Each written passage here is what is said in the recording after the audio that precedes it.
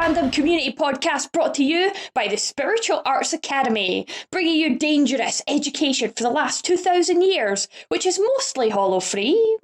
Mostly. My name is Lethan, and today I'm joined by Shiki. Hello. And Naomi. Hiya. How you guys doing?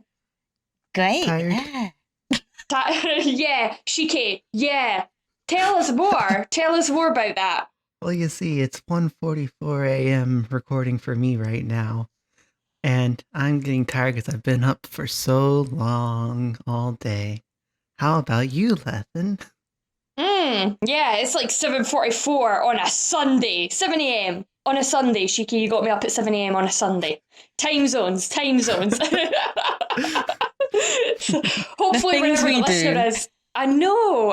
The things we do for our lovely souls. So hopefully our listeners got a better sleep than we did. But I tell you what, we've got two stacked episodes, very, very different episodes. So let's kick off with that episode recap then. All right, so in episode 45, Yoruichi teaches Ichigo what is required to achieve Bankai. Ichigo must materialize and fight Zangetsu to make him submit. To do this, Zangetsu tells Ichigo he must find the sword that is his true form and defeat him. Meanwhile, we learn from Squad 4's third seat, Iemura, that Ichigo's companions have been sent to Squad 4's base to be cared for. However, Orihime was taken to Squad 11's base by Makimaki, and the true star of the show, Yachiru. Which takes a different turn as we go into episode 46. As Lieutenants Abai, Kira, and Hinamori contemplate their current situation, focus temporarily swings back to a time of peace, where stubborn children captains look even more cuter, and moody southern lieutenants look happy. At the Shinigami Academy, Renji, Momo, and Azura head to the world of the living for a training exercise that seems a bit extreme for first years. As if proving a point, the class is ambushed by hollows, and not just any hollows, but giant hollows, which, if you didn't know, is a type of hollow. I see what you did there. That was funny. I see what you did there. The three friends, along with senior classman Shuhei Hisagi, think the worst when they are saved by none other than Captain Aizen and his lieutenant, Gin Ichimaru. As the focus swings back to the future, we see the resolve in Momo as she too escapes herself. Wow. Right.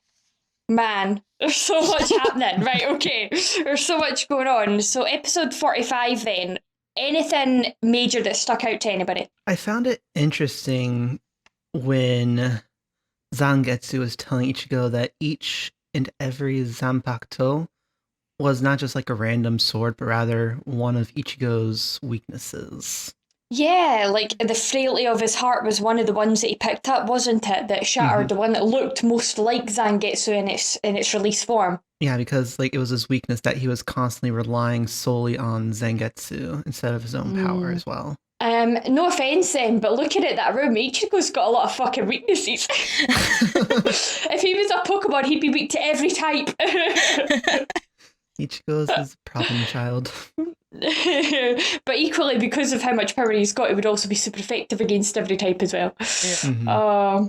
But I wonder if it's also like the doubt in his heart, like his past and what had happened and the challenges that he's got to overcome and the challenges that he has already overcome. You could also see it as each Zanpakuto was maybe the equivalent to Ichigo's life trying to forge a new path forward or forge a new sword, and each one is his failures and a failure at forging a new choice in his life, making mistakes.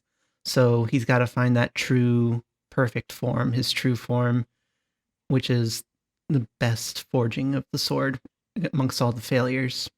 That's really deep. Any sense. Yeah, no, that makes perfect sense. I really like that idea, actually. It's better than where I was going with mine. I was going to say that each, like, we don't know how big of a weakness each of those swords are. Like, is it like stubbing a toe, breaking a nail? So, no, I like your idea better. See, it's very much more philosophical at this time. Yeah, I like that, actually. Guess that's the difference between a mind that stayed up for a long time and one that just woke up. Yeah. I'm sitting there thinking about breaking nails and stubbing toes. But yeah, I think I like that. I like the... What were your thoughts on it, Naomi? The majority of my thoughts can't be spoken on the podcast because they refer to things that happen in the future that haven't been animated yet. I know. But yeah, it's definitely, we don't know for sure how, pardon the pun, each sword deeply cuts, like how deep they cut and how far into his past, his insecurities. Perhaps some are just like a representation of his family because he is very protective. Mm-hmm. And to some that could be seen as a weakness as well as a strength. So then, even though he says that they're weaknesses, some of them may also be strengths that he has to flip and turn into strengths in order to grow stronger. Yeah. You can also look at, maybe it's just not that the swords are weak necessarily, but they're just not as strong as the true form, his true ultimate strength that he still needs to find. Yeah. And maybe it could be that this is a lesson in turning those weaknesses into strengths. Like, even although he's picking swords that shatter very easily, like, maybe that's also just strengthening those just a little bit each time he fails. Because our failures ultimately are what make us better people in the end as well, isn't it? At least in the wonderful world of life. So we hope, anyways. Well, you learn more from a failure, I think, than from a win. Like, if you do something right, in life, you don't take away as much of a learn from that as you would if you made a mistake and had to learn from it. At least that's been my experience of life so far. Yeah. Can we talk a little bit about what's his third seat? Is it Lemura? Am I saying that right? Lemura, I think. Ranting about Captain Kuraku chasing after women and like that whole montage. Because isn't that sketches at the bottom right hand side of the pages in the manga? Oh, yeah, loved it. It was so funny because like I read ahead in the manga like about a couple of months ago, and I remember seeing those little bits and thinking I don't know if they were in the anime, and then because I couldn't remember, and then watching this I was like, there they are, all in one go. That's hilarious. And the fact that he's just like dictating aloud to himself so everybody can hear. It's so good. But the fact that he has time to sit and write in his diary when everyone else is like running around stressed and like around him, and I'm like, it's not a very good third seat if he's just sitting writing in his diary. And he's just like writing some sort of whatever reports or like pretending to do worky, and it's like, come on, guy, we're struggling. Can we also talk as well about Hinataro? 7th seat it was, wasn't it, that they said? I think so, yeah. 7th seat? Wow, so he's a seated officer. And just for any of the listeners out there that need this clarification, a captain is your first seat, a lieutenant is your second seat. So technically the seats, quote unquote, start from 3rd seat onwards. I didn't know that, and I was constantly like, well, who's the first seat of this? Who's the second seat of that? It didn't click in my head. But Hinataro being a 7th seated officer.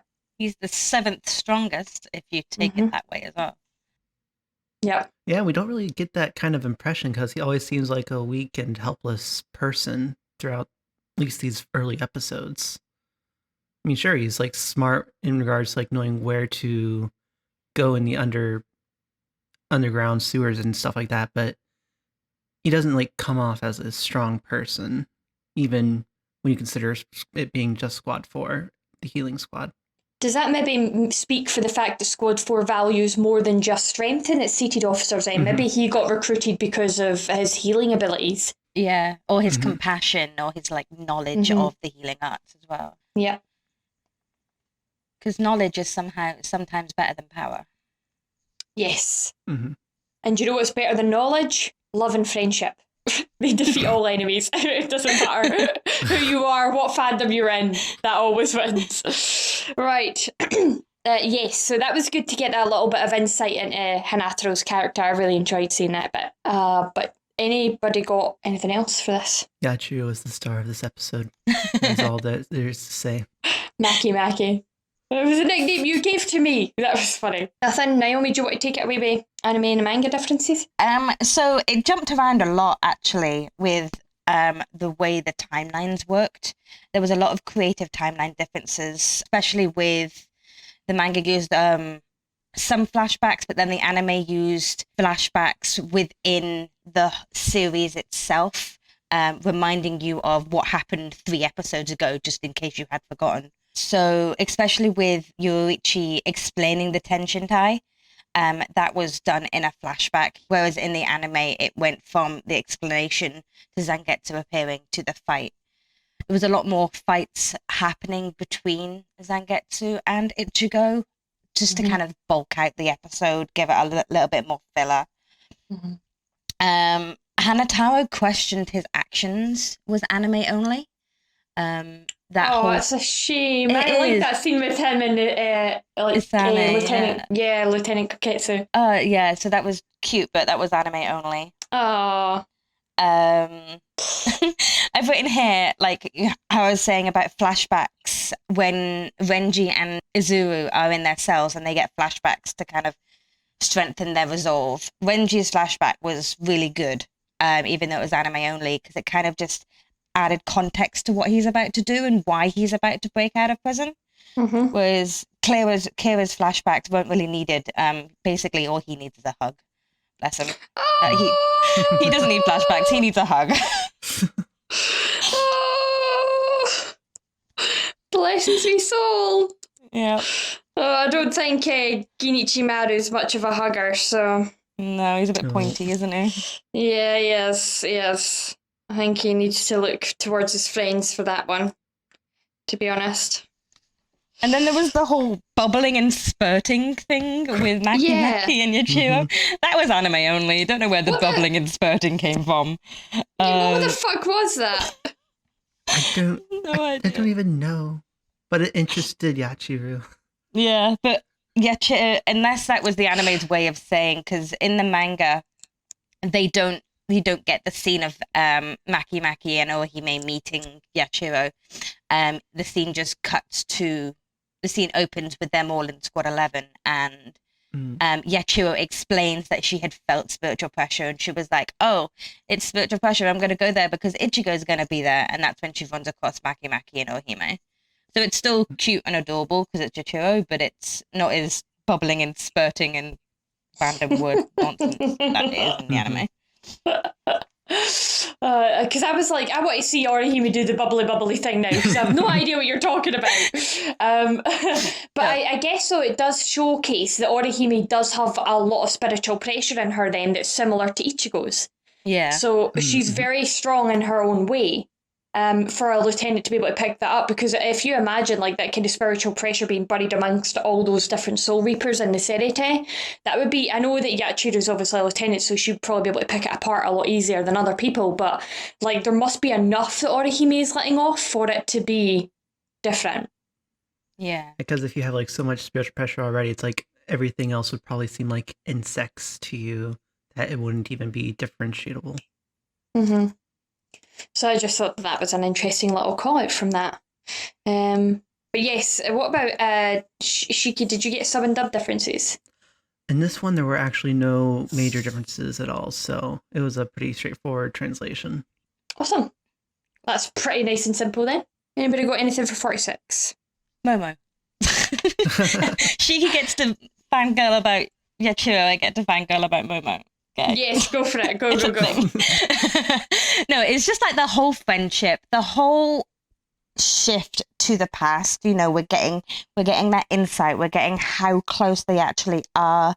You know, there are some things you can go through, but you know, they fought a hollow together. So that friendship is something that's gonna stay true to them. But you know, it gives it a different context to the fact that 2 seconds ago, Kira and Momo were at each other's throats, yet however many years ago in the academy, they were together, they were friends, they were fighting a hollows. So it's kind of testing that whole friendship. It's giving that friendship context, and it's just really nice to see Kira wasn't just a moody little teenager that he is now. He was smiling, he was cute, he was happy. You know, it was nice to see them before, I don't know, captains got weird with them. I don't know.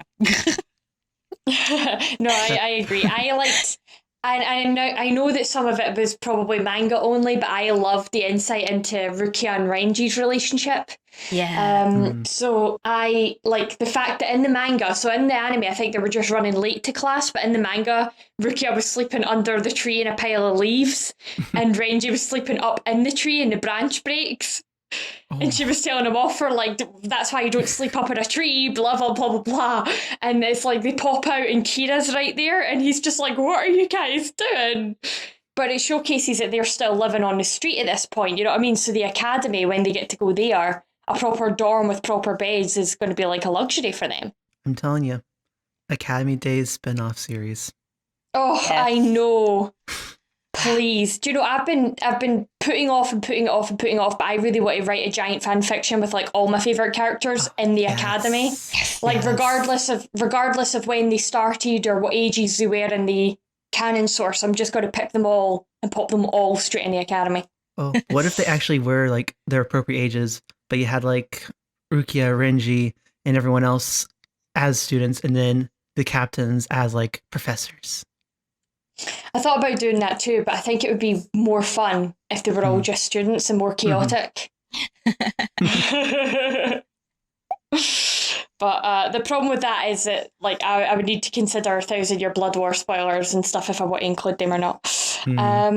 Yes, so I really enjoyed that little insight into their relationship. But once again, and I would just like to point out like how at this moment in time we're not sure why Rukia's in the bottom class or she's not in the elite class because, and I'll touch briefly on things we discussed in the spoiler episode without giving spoilers away, where like she produced, so we've seen her produce the biggest spiritual ball in the flashback of her childhood with Renji, so we know that that comes much easier to her than it does to Renji, and that her spiritual pressure, quote unquote, at this point is significantly larger. Now, Renji doesn't strike me as the kind of person that could write an essay better than Rukia, but I don't think many of them have had much experience writing essays or paperwork or anything if they've been living in the streets. So I'm like, why is Rukia in the bottom class and Renji isn't? Because his Kido isn't exactly better, and we have seen Rukia use Kido way more than we've ever seen Renji use it up to this point, so she obviously was better at that too than him. So why is she better in than him in swordplay, or? But that's just one class out of how many that they've got to do. Yeah. Unless, didn't Izuru say there were 3 different elements of... There were 3 different classes? 4. I thought there were 4, yeah. I thought there were 4. more than So that. maybe that Renji excels in more of them. Like, he only fails in Kido, but he's better in the other 3, whereas Rukia is only good in Kido and fails at the... fails at the other 3, so it's like, you know, she's 1 for 4, whereas Renji is 3 for 4, and that might have been the difference there. So on the academy curriculum on their website, it only lists 4. So we have Hakuda, which is close combat style of fighting, which I guess you could say that Renji was maybe better at. But then you've seen Rukia do that as well. Like, she was tripping people up and everything and helping them escape. So I would say she's adept in that too. So that's your hand-to-hand combat. Then you've got Hodo, which is fast movement. So that is footwork. So that's like your shampoo and things, like teaching that kind of thing. So that's your footwork for your fighting. Then you've got Kido, which is obviously your Kido. Duh. And then you've got Zanjutsu, which is your swordsmanship.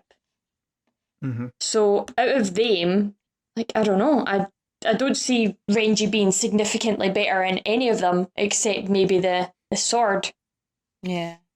So that was interesting. So I wonder if we'll maybe find out potentially why that is. I liked Della explained their answer as like maybe it's self-sabotage because she doesn't feel like she should be there or she's right for it or something, and it could be something like that, I guess. Politics. Politics was the other thing that was mentioned, and maybe that'll make a bit more sense in the upcoming episodes.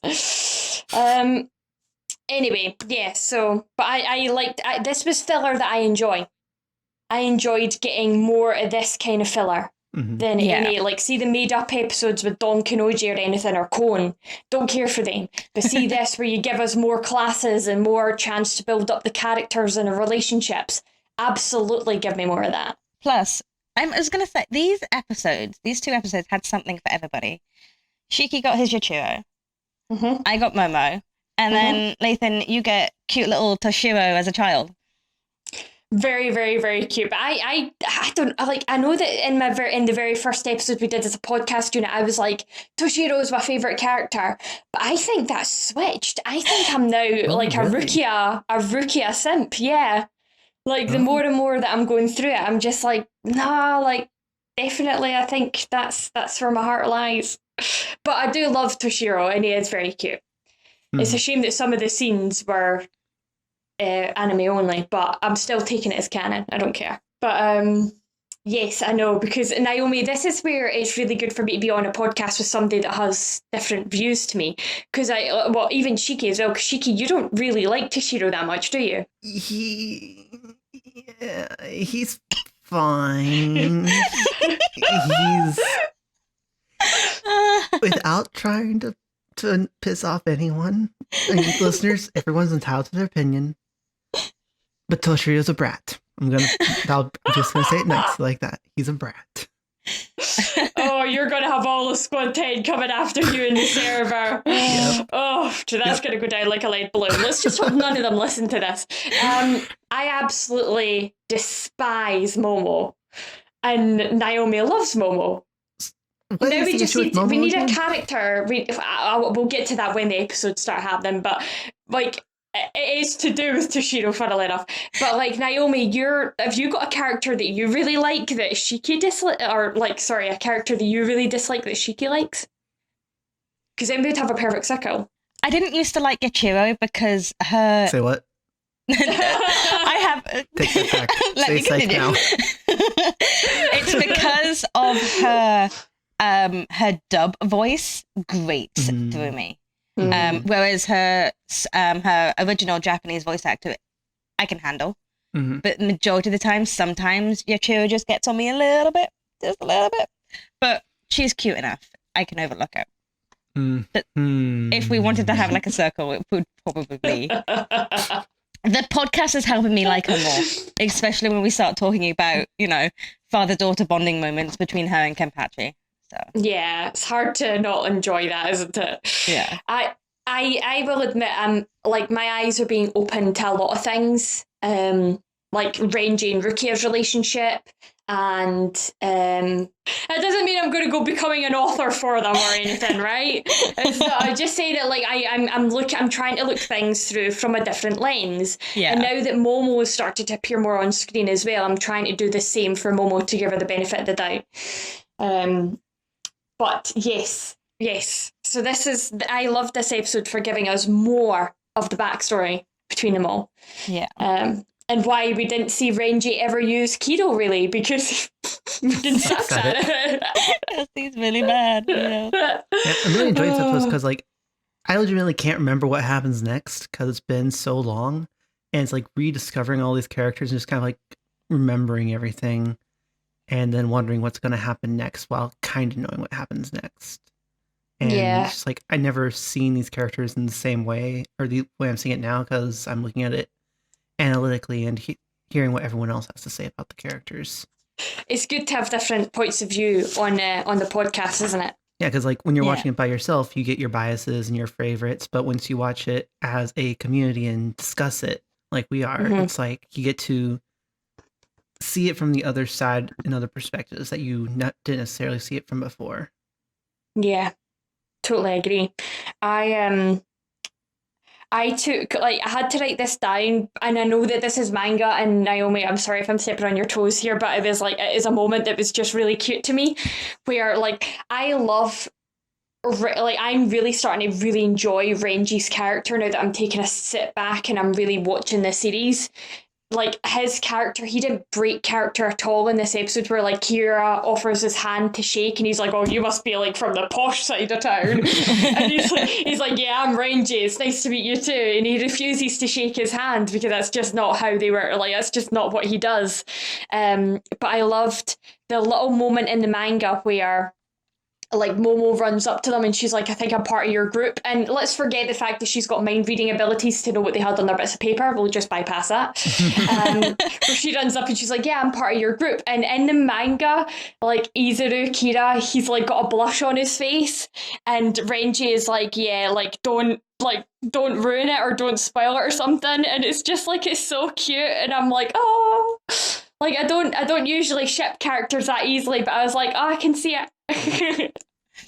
Yeah, it's just Kira's whole shift between how he was as a student and how he is now. It's really interesting to see how he got that way. Yeah. And there's, because it's such a stark difference between, especially, you see it a lot more, as you say, in the manga, where he is all shy and doesn't know how to speak to Momo, and he's just it's all so cute and adorable, and he's just like, oh. And then, you know, now you see him and he's just like all hardened and resolved and moody and sullen. It's like that's the innocent child, and then this is his, I don't know, emo face. Yeah. Do you know that might actually have something to do with my Shinigami Cut Peroxide edition? But yes, I agree with that. I think I really enjoyed watching Kira's character in the academy and in the manga and stuff, and the fact that Renji is just like, hey Momo, yeah, sure, you're with us, like no blush, no like stuttering, talking to a girl, no nothing like that, because he's so used to talking to Rukia. Yeah. So he's just like, they're just they're human beings, Kira, calm down. They're not an alien. I just loved that moment. I felt like it needed a bit of spotlight. I tell you something though, this was the first episode that I really started, I think, probably overthinking, because I did go on a huge rant for about 10 minutes about this. Okay. But it was all about ghosts and blood. Okay, tell us more. Because, well, when they're in the world of the living and you see the upperclassmen who are all dead because they've been killed by the Hollow, and they're just lying there and the blood's there, and I'm like, aren't they meant to be ghosts? How are ghosts bleeding right now? They're in the world of the living, they're ghosts. How are they physically, how do they have physical bodies? And this was my whole thing of, how is this happening? Are they Inkigai? Are they not Inkigai? Are we just seeing dead ghosts with blood? How does that logically work? It hurt my brain a bit. Yeah, I see what you mean. I guess, like, to me, the way that my brain has read that situation is, when you die in the world of the living, you physically go to the Soul Society, you get reborn like into a different body in that Soul Society, but that body acts differently to the body that you would have in the world of the living. So if you took that body to the world of the living, you can go through walls and everything like that, but you can still cut and bleed and die, but not as easily. Like that body that then is a soul is like, it ages slower, it works slightly differently. But yeah, I have always wondered that as well, because another thing I'd like to call out to the listeners, in case they haven't noticed, is we have not seen a child in the Soul Society. So even although you can cut them and they can bleed, like, do women have periods? Do they have monthly cycles? Can they get pregnant? Like, what's all that about? Yeah. And I know that there's stuff might come up about that slightly later, but I'm also like, it's just interesting. Mm-hmm. It definitely did a lot to the imagination and a lot to content creators to really kind of fill in the gaps. Yes, fanfiction, here we go. I know, that's what we love about fanfiction, isn't it? I love it, love it. Obviously, we presume that the souls in the Soul Society are pretty old, with the whole, like, 100 years since, I think it was, like, Byakuya saw Yoruichi. They've been around for quite a long time and have been through a bunch of world of the living technological advancements. So when these students first go to the world of the living to see their first expeditions, what do you think their reactions to the technology are? I know, I want to see all of that. Like, I would have loved to have seen Rukia pick up a smartphone. Mm-hmm. And I get that, like, I don't know when, like, the manga and stuff was exactly written. It might have been before iPads and iPhones were really properly a thing. I don't know. Mm-hmm. But I would have loved to have seen that. Like, could you imagine I could just see a whole episode of Rukia just sitting there asking Google to do everything for her. I'm just thinking of like the Weasleys from Harry Potter now. What is the function of a rubber duck? Yeah. Yes, agreed. And like cars are like, what the hell is this? This moving dragon thing that you're riding. Yeah, especially if you've got like, because we know that each division sends someone or at least 13 sends someone 13. to the world of the living to kind of keep an eye on things and to hollow slay. So if you had someone who went, say, 50 years ago to do that, and then it became their turn again in another 50 years, the difference between those 50 years, that person's going to be like, wait, this building wasn't here before. What's this? Mm-hmm. Like, it's you know, like, kind of like just like some kind of like or cultural class, like here's what you missed in the last 100 years since you've been on duty.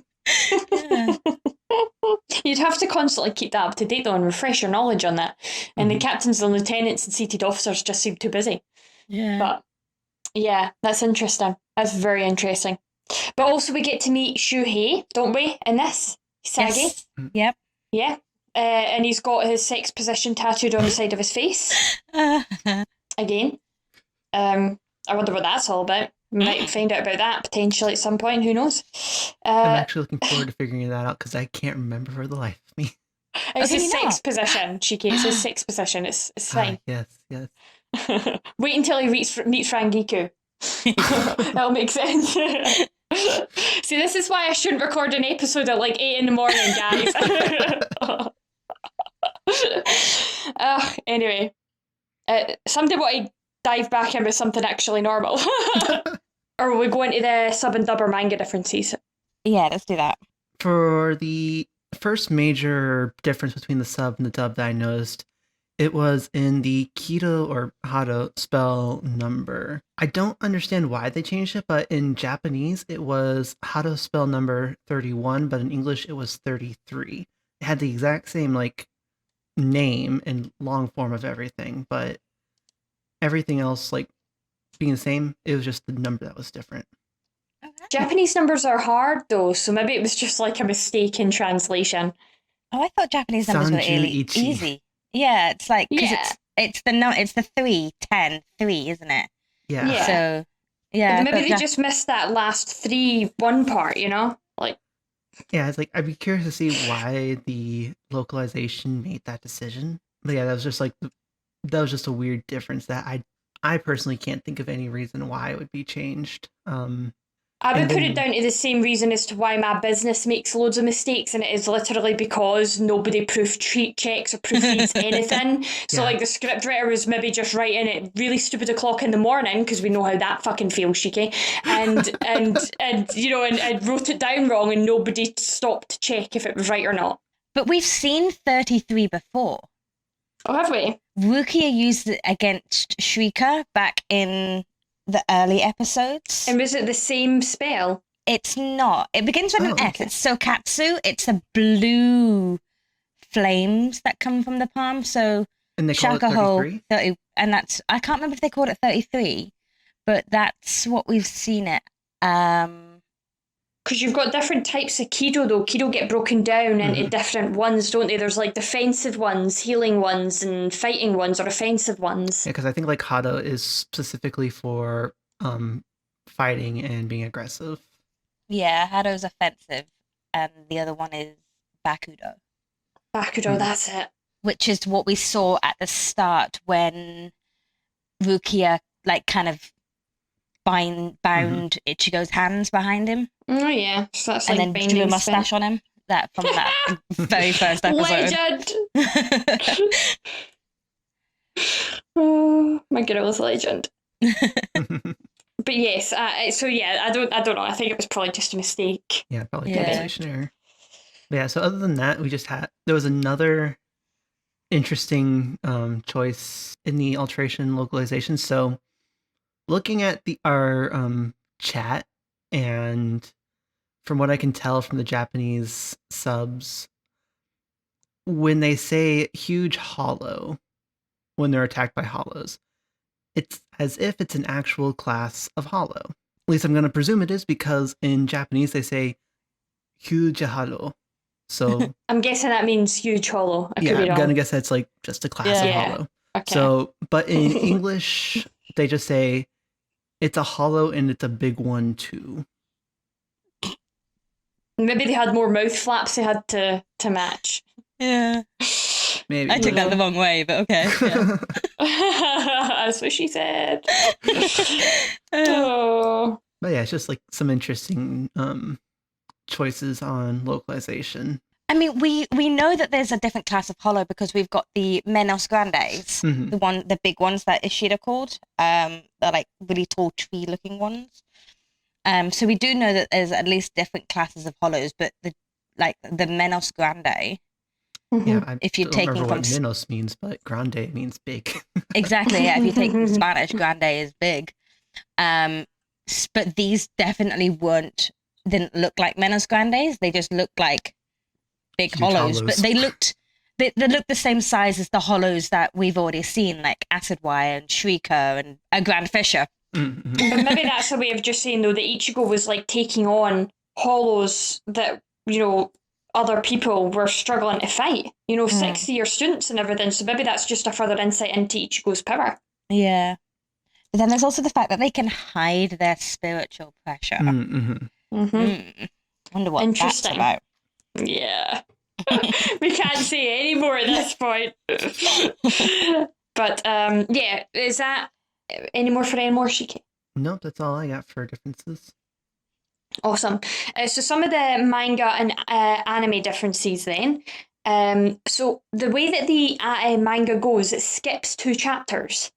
So it skips two chapters and then it goes into this like flashback montage, because we actually get a lot of stuff that we're going to be seeing in the next 2 episodes of the anime happening before this happens in the manga.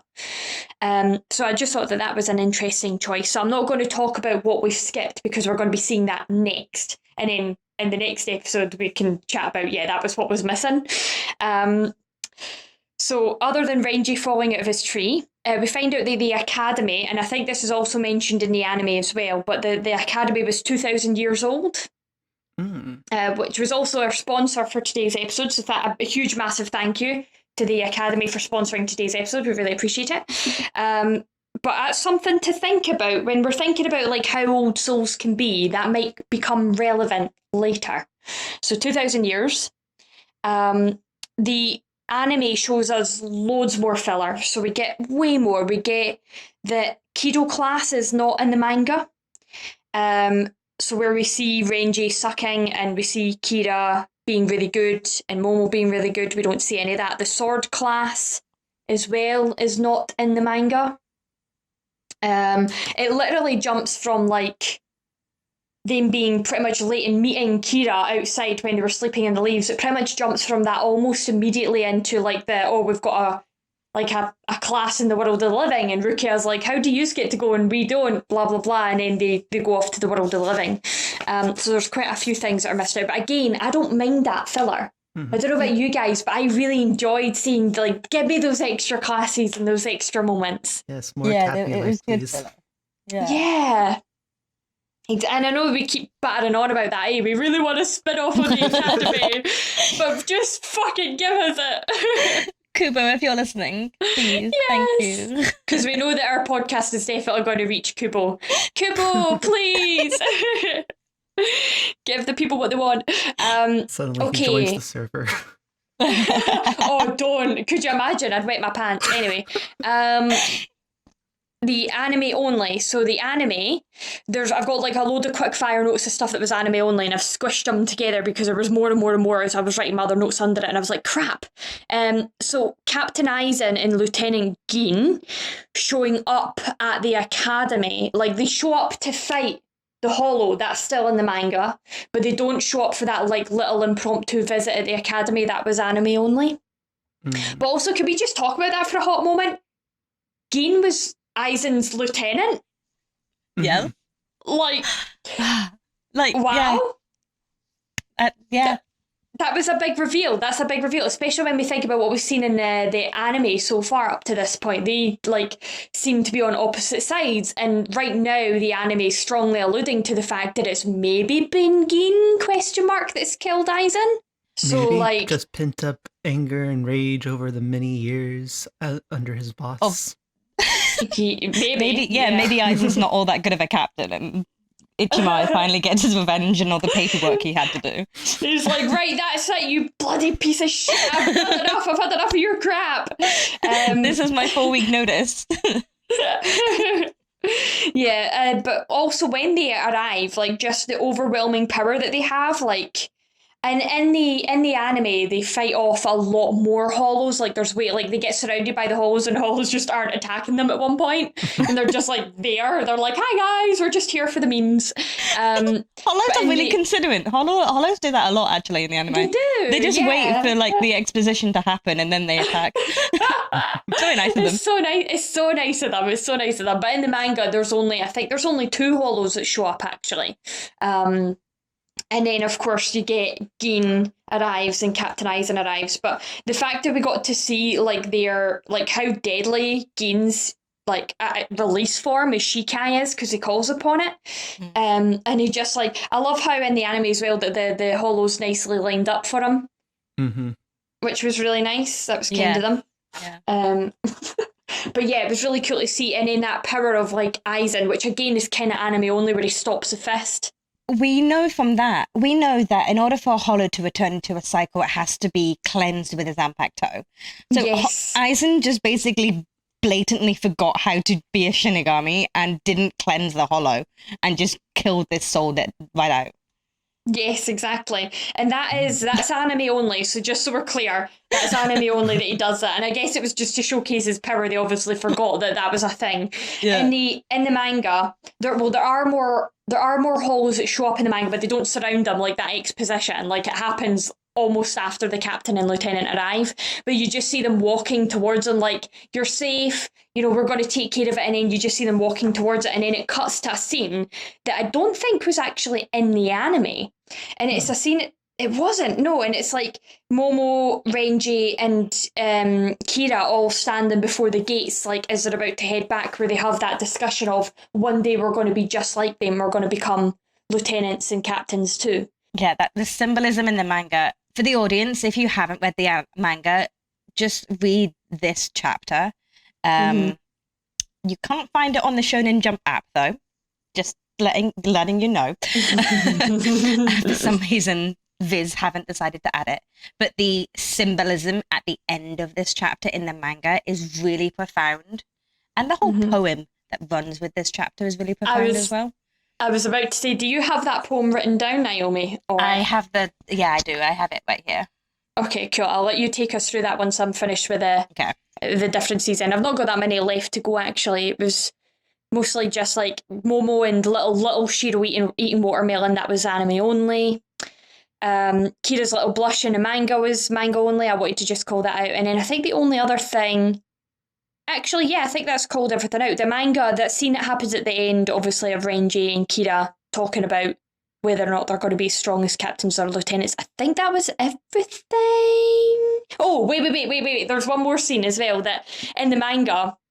So in the anime, you see Renji and Momo and Kira fighting a little hollow, and it's running between the three of them. Before Kira stabs it and takes it out. But in the manga, they don't do that. Instead, what they do is they do a conso with a soul, and Renji berates his poor soul on the head with the other side of his sword, and the soul is screaming in pain because he's just been battered. I thought that was really funny. I would have preferred that in the anime, actually, because Renji's yeah, it's not that difficult, and behind him the soul's just shrieking in agony. Yeah, because that's the whole thing. In the manga, it's not a hollow training exercise as it was told in the anime. It is that soul burial exercise. Yes. Which I think is a lot more calmer for first years than going in and fighting hollows after what? Well, I think there's a time difference as well. The whole anime is 6 months after this started the academy, whereas in the manga only 2 months. It's 2 months. Yeah, well called out. Yeah, I forgot about that. You're right. Yeah, so that makes sense. After 2 months, you're not going to send them out to fight fake hollows, even if the hollows don't attack. That's still pretty scary for first years. Yeah. Anyway, yeah, that was everything I had. So I don't know, Naomi, do you want to take us through that poem? Yeah. So starting off with the fact that this chapter in the manga is -17, so it's a really weird numbering chapter. And it's called Prelude for the Straying Stars, which I think is really quite apt. And we've had strays before, we've had moons and howling at stars. So it all kind of alludes to the whole strays and stars and the whole connotations of what these two mean. But the whole thing is prefaced with a poem, and the poem goes something like this. Along this road, we won't stop moving forward, not even if we become separated from one another. That's how life goes, always changing, never stopping. For us, most of all, there was never a time, never a place where we could just stand still. But even so, if there were times when we were afraid, when we'd look back on it all and wonder, we'd just say that this was our destiny, wouldn't we? So we started off all walking down the same road. That's why we can't stop moving forward. Along this road, even if we become separated, we can't stop moving forward. Along this road, even if the road is closed. And that's it. And then it ends with, you've got all three of them together, but you can see that they are moving in different directions, but their shadows are crossing paths with each other. So the shadows are going opposite to the way that they are facing, and the shadows are interlocking with each other to show that even though they are going separate paths, that they are still together, and they won't stop moving forward, and they won't stop kind of like the friendship that they've gained. And you see the three at the back of their heads as they're walking into the Psychonmon as well, and then in the next page there's like just a panel of how they look now, the backs of their heads. Yeah. And I thought that was really cool too. So my poem was actually slightly different to yours, Naomi. Oh, okay. But yours made way more sense. So yours was it a fan translation? Mine was a fan translation, yeah. I think yours makes way more sense. I can read my one that I've got. This is from the Viz translation, but I had issues with it because I was like, well, that doesn't really make much sense. But I'll read it anyway. I'll read it as it was so that the audience can compare. So mine's was, we will not stop walking, though the path may finally fork. It turns without stopping. But when the time comes, when we learn fear and look back, would we call that fate and begin to walk the same path? And I'm like, if the road's forking, why is it turning without stopping? Like, that's not a fork. That's a roundabout. That is really different, yeah. It's very different, very different. And, like, because fan translations are when people they've gotten the raw Japanese, and it's just average people like you and me, who have taken it upon themselves to sit and they have that knowledge of Japanese that they can translate it. So fan translations can sometimes be a little bit more true to the source because they're not westernizing it and they're not corporizing it for the Western audience. Whereas, and this is a good example that you can see, is that someone has just sat down, taken it and translated it. Whereas on yours, they've tried to make it different so they can try and make it more sense for the Western audience, but I don't think in this case it's actually worked. Yeah, it's interesting to see the difference between the two of them. I like the fact that they tried to get a rhyming bit in there and then it just stopped after that. But it's there's loads happening in this chapter, and I am excited. It just makes me so excited for what we've got coming up, where there's going to be more of this. Cool. Well, let's turn our attention to delving into the Dongai then. What have we got, Shiki? So, for this episode's Delving into the Dongai, I was looking around for some news, and rather than stumbling across any news, I found Mr. Kubo's official fan club website. Club Outside, spelt with a K in club. So this is a official fan club where you pay a monthly or annual fee to get access to newsletters, special treatment at events, members only site, birthday emails, some fun stuff like that. And things that are on the website include a blog where you can check the latest status reports on and newly drawn illustrations from Kubo, limited goods sales, digital content such as wallpapers, question corners for Kubo, and other things like that. We'll have a link in the description. For the monthly basic fee, it is a 500 yen a month plus tax, so it's about $5. Not sure how that translates into other currencies. And then we have for an annual amount for the elite membership, which also includes the enrollment privilege kit, newsletter, and special treatment and events, is 8,000 yen per year plus tax. Ooh. So special treatment at events. I don't know what that means. It doesn't give. Yeah, can we get that? Is that? Yeah, I mean, I'm looking at this through Google Translate because the entire site's in Japanese. So I'm not sure if there's any more like detail that's being lost in the translation. But it is an interesting thing to look at if you're curious about like official fan clubs. Definitely. I'm going to definitely be checking that one out. I say that and then I'm going to forget, but I'm going to do my best not to, and I'm actually going to try and check that out. Cool. And then will we move on over to our Shinigami Cup Rockside Edition? Yep. All right then. So who wrote it best this time? Anyone else want to go first? I can go first. You're breaking tradition. I know. Go. Shiki, what is it? So my who or best is when it's from episode 45 when Orihime is in with Squad 11 and you've got Yumichika, you've got Ikaku, Yachiro, Maki, they're all there, and Yumichika just has this look on his face, and it's more prominent in the manga because in the manga it's also prefaced with a little section that goes, "She's so beautiful." So my who or best is Yumichika's look of jealousy after meeting Orihime. You've just stepped on my ship, but it's no, it's fine. There wasn't a great deal to pull from for these two episodes anyway, so I kind of figured we'd all have very similar stuff. Shiki, what about you? So for my who wore it best, I had Rukia wearing Renji's boot up her ass. I love it. My who wore it best was Izuru in his emo phase. And then best ships. Mine is Squad 11 goals. Just the whole dynamic between them inviting Orihime into their squad, because we don't really know if there's actually any females in Squad 11. Apart from the lieutenant. Apart from Yachiro. So they're just inviting Orihime in and just being all nice and courteous and gentlemanly with her. So yeah, that was my best ship, Squad 11 goals. Treating a person right. Does this mean you're going to swap squads in this server? No. No. If I was gonna swap squads, it would be to 8. I'm going to not take offence to that, but sure, okay. Yeah, so my... wait, that was Naomi. Right, sorry, I'm so used to Shiki going first now. Sorry, Shiki. Sorry, I just wanted to screw you up. So it's too early for that. For my ship, I have Renji and Kido. They are an explosive pairing.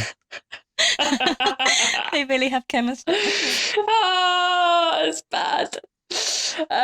Right, my best ship, I have Orihime and Yumichika, because when he calls her gorgeous and beautiful, a friendship burst in front of my eyes. Years of them braiding each other's hair and giving each other compliments. Yeah. Double take. The whole of episode 46. The canon, the poem, the filler, even the fillers, but mostly the poem and the symbolism. And when just reading the first page just sent chills, and it was just like, oh my gosh, the whole friendship with them. So yeah, that was definitely my double take. Yeah, for my double take, it was, I don't know how else to describe it, but Momo's evil face at the end of episode 46. It was like, wow, she looks evil right now. It's like, it's resolved. She's determined. It's evil. It's evil. She's not evil. She's just misunderstood. Misunderstood. That was the face of someone you didn't want to piss off because you knew that she would kill you. Oh, it's so funny. Yeah, my double take was, and it has been mentioned already a few times, was in the manga where Shuhei's like, it's a huge hollow, and in the manga's asterisked like it to make it seem like there's another explanation, and when you look at it, it just says it's a type of hollow. And I'm like, fucking thanks for that explanation. Like, I really would have struggled without you giving me that extra side note, you know? It just made me laugh. Cool. And then into our fandom shout outs. Okay. So, my fandom shout out is some images from Tumblr by a user called Unknwnmeans. Mm-hmm. And what strikes me about these images is the colors, and it does contain characters that we've not met yet.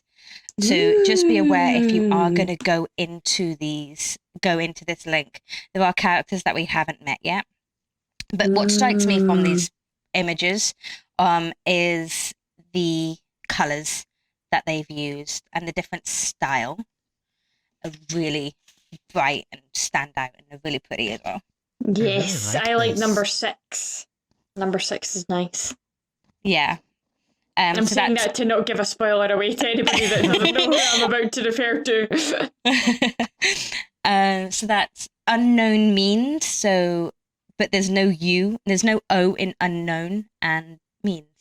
Yeah, we'll have the link in the description for you guys to go and check it out. Make sure you go and have a look. Awesome, I love it. So for my shout out, I have a cosplay from Khalil Phoenix on Instagram, cosplaying as Renji. Ooh. Oh, I love the sword. Mm-hmm. He looks great. Yeah, he did a really good job with the everything. It looks really good. Sorry, I read the top comment there and I giggled to myself. I'm like, we'll forget that they spelt it wrong, but anyway, it's fine. I took it as something else, like a euphemism for something else. Yeah, that's exactly what it was. Yeah, that's why it made me chuckle. That's cool. That's cool. I think it looks fantastic. Cool. Okay, mine is a smidgen not safe for work. Very smidgeny. Very smidgeny. Like, I wouldn't open this up at work. But, like, I wouldn't exactly call it fully not safe for work either. Like, upper male torso naked is where I'm going with this one. This is the thirst trap that the lovely artist LeVath has been dropping in the server for Kevin's birthday recently, and has had many a fangirls drooling over Byakuya. So it is a wonderful piece of art. That's all I'm going to say. Really nice. Yeah. Really good. I love that art style. I love whenever they post stuff in the server. Mm-hmm. Like, they're so talented. Yeah, blessed is one way of putting it. They're so talented though. Like, even their shading in the jacket and everything that he's wearing is just so good. Like the shirt has like a kind of transparency to it. Yes. Mm-hmm. So good. There's so much about that I just love. But yes, massive shout out to LeVath. It's always a delight when she drops stuff into our server. Always a delight. We have such good talent on our server. We really do. We really do. And if you want first glimpse of that talent, come join us. Mm-hmm, definitely. Yes. All right then. Well, you wonderful, beautiful, fantastic souls.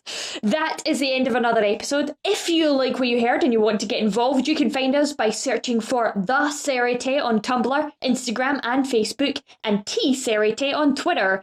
Each of these platforms will link you to our fantastically deadly Discord family, where you can chat with us about the show, read fanfiction, take part in creative challenges like our lovely Valentine's Day challenge that's going on just now, and talk anything and everything Bleach. Now, Ichigo and Rukia might reap souls, but we're hoping to reap some 5-star reviews, and that is where you come in. Make like our favourite orange-haired protector and Ichigo to iTunes to rate us, review us, and make us feel like number one.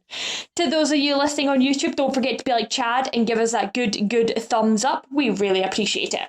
On the next episode of the podcast, we'll be covering anime episodes 47, The Avengers, and 48, Hitsugaya Roars, which is one of my favourite episodes ever. So we'll see you guys then. Till next time, bye!